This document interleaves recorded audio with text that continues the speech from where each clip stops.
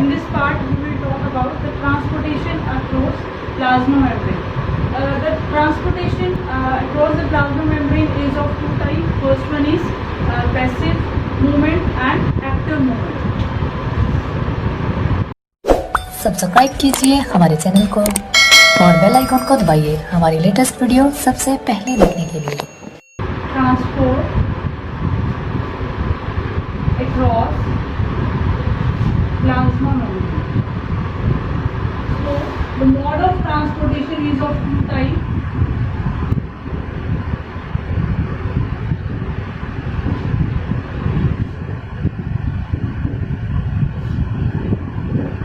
First one is passive movement, or we can say passive transportation, and active transportation.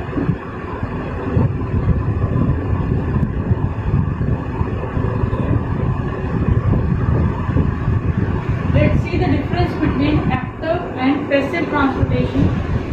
Passive transportation takes place without ATP expenditure.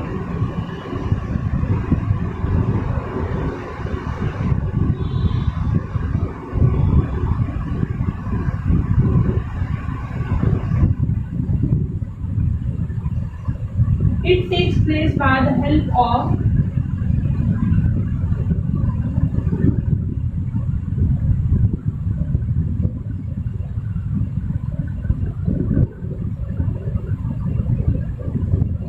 ATP. Means here ATP will be required for the transportation of material across the membrane, but in case of passive transportation there is no ATP or energy is required for the transportation of molecule across the membrane. Another difference is it is slower process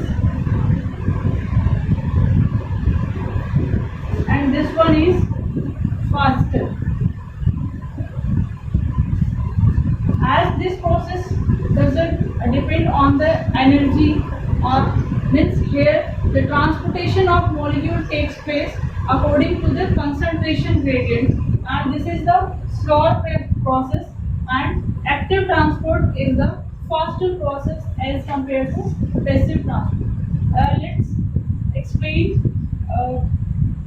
how the concentration gradient means how the substance are moved according to concentration gradient. Substance transport according to concentration gradient. Concentration gradient means from higher concentration to lower concentration.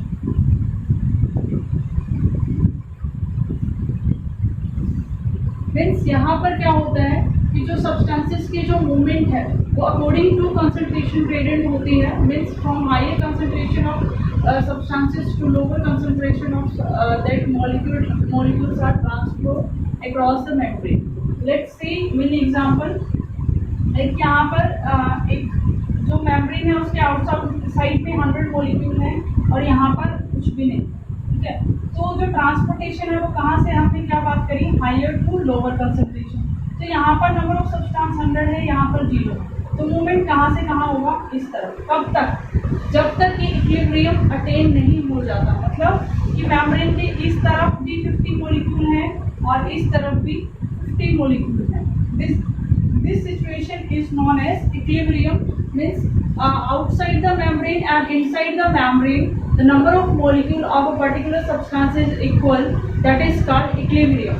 तो जो passive transport जो होता है उसमें क्या होता है कि जो मॉलिक्यूल का जो ट्रांसपोर्टेशन है वो जब तक रहेगा जब तक कि जो मेम्ब्रेन है उसकी दोनों तरफ जो नंबर ऑफ सब्सटेंस जो है वो इक्वल नहीं हो जाते, उनका जो कंसंट्रेशन है वो इक्वल नहीं हो जाता, उसे इक्विलिब्रियम कहा जाता है. तो यहाँ पर जो मूवमेंट है सब्सटेंसेस की वो अकॉर्डिंग टू कंसंट्रेशन ग्रेडियंट होती है. मीन्स जहाँ पर सब्सटेंस का कंसंट्रेशन ज़्यादा है वहाँ से किसकी तरफ मूव कर जाता है, लोअर कंसंट्रेशन की तरफ। जैसे कि यहाँ पर नंबर ऑफ सब्सटेंस, यहाँ पर फॉर एग्जांपल यहाँ पर 100 मॉलिक्यूल्स थे और यहाँ पर 0 है, तो कहाँ से कहाँ मूवमेंट होगी, 100 से 0 की तरफ। कब तक होगी कि यहाँ पर भी 50 मॉलिक्यूल हो जाए और यहाँ पर भी 50 मॉलिक्यूल हो जाए। तो यहाँ पर अब देखिए कंसंट्रेशन बिल्कुल इक्वल हो गया, तो ये इक्विलिब्रियम जो सिचुएशन है ये यहाँ पर अब अटेन हो चुकी है। तो यहाँ पर इतना आने के बाद जो ये मूवमेंट है ये स्टॉप हो जाती है पैसिव मूवमेंट की केस में। लेकिन अगर हम बात करें एक्टिव मूवमेंट की या एक्टिव ट्रांसपोर्टेशन की, यहाँ पर क्या होता है कि जो मूवमेंट है सब्सटेंसेस की can take place against the concentration.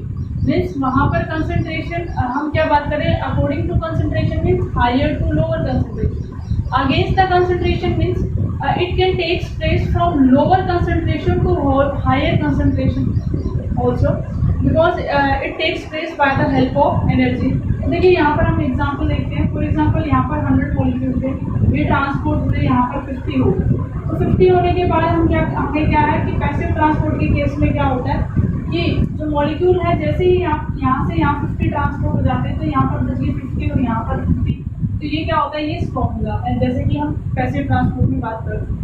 लेकिन यहाँ पर अगर एक्टिव ट्रांसपोर्ट के केस में क्या होता है कि अगर सेल को रिक्वायरमेंट है उस सब्सटेंसेस की, तो वो अगेंस्ट द कंसंट्रेशन भी चलेगा। तो क्या है, 50 के इक्विलिब्रियम अटेन करने के बावजूद भी यहाँ से यहाँ ट्रांसपोर्ट होगी, और एक टाइम ऐसा आएगा कि यहाँ पर क्या था, 100 से 0 की तरफ जा रहा था, यहाँ पर 100 हो गया और यहाँ पर 0 हो गया। तो ये क्या हुआ, अगेंस्ट द कंसंट्रेशन भी, और कि एक टाइम यहाँ पर ऐसा भी था, यहाँ पर 10 बचे थे और यहाँ पे 90। तो देखिए फिर भी ट्रांसपोर्टेशन यहाँ से यहाँ हो रहा है, मीन्स लोअर टू हायर भी हो रहा है। मीन्स यहाँ पर क्या है, अगेंस्ट द कंसंट्रेशन सब्सटेंसेस का थोड़ा ट्रांसपोर्ट हो रहा है, तो इसे क्या कहते हैं, एक्टिव ट्रांसपोर्ट कहते हैं। यहाँ पर मॉलिक्यूल का ट्रांसपोर्टेशन अगेंस्ट द कंसंट्रेशन करवाना पड़ता है, इसीलिए यहाँ पर एनर्जी जो है वो रिक्वायर होती है। Means this is the process energy expenditure takes place for the transportation of substances from one place to another, for one side of the membrane to another side। अब देखिए जो पैसिव ट्रांसपोर्ट है वहाँ पर semi permeable मे और may not be present, मतलब यहाँ पर जो मूवमेंट है सब्सटेंसेस की, वहाँ पर सेमी परमेबल मेम्ब्रेन क्या है, उसको डिपेंड उस पर नहीं करता है। यहाँ पर फिर भी सब्सटेंसेस की मूवमेंट होगी, अगर सेमी परमेबल मेम्ब्रेन नहीं है तो भी यहाँ पर मूवमेंट होगी। तो हम यहाँ क्या कह सकते हैं,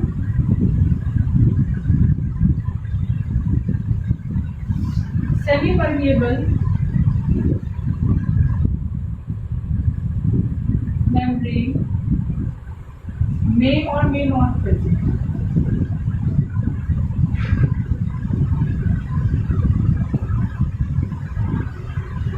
तो यहाँ पर क्या है, semi permeable membrane is present,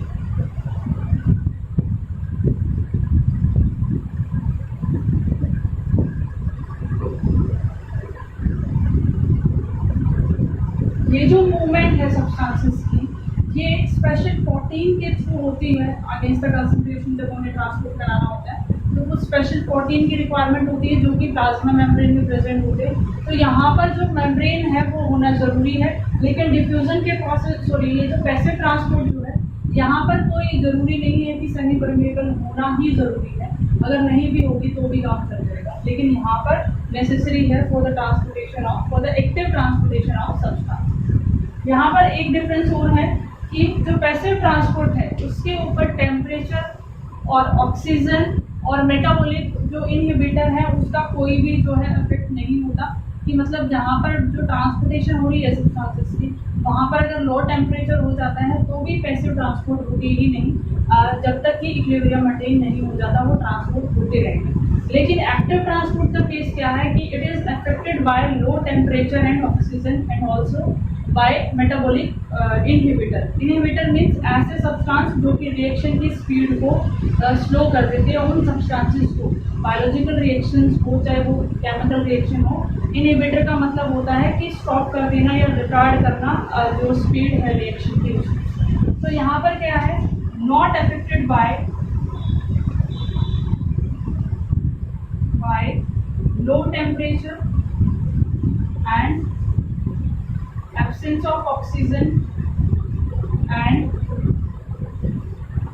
inhibitor.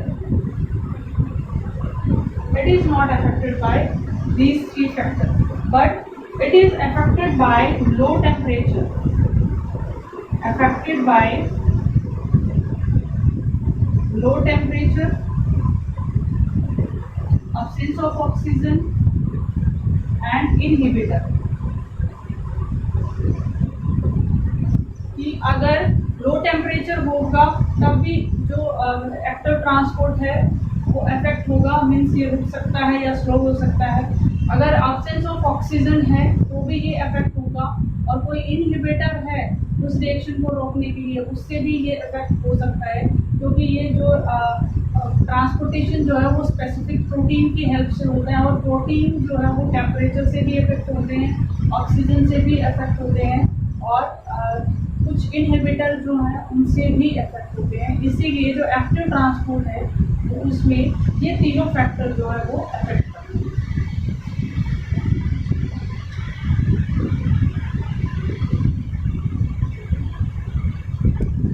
Example of passive transport is osmosis, diffusion and facilitated diffusion.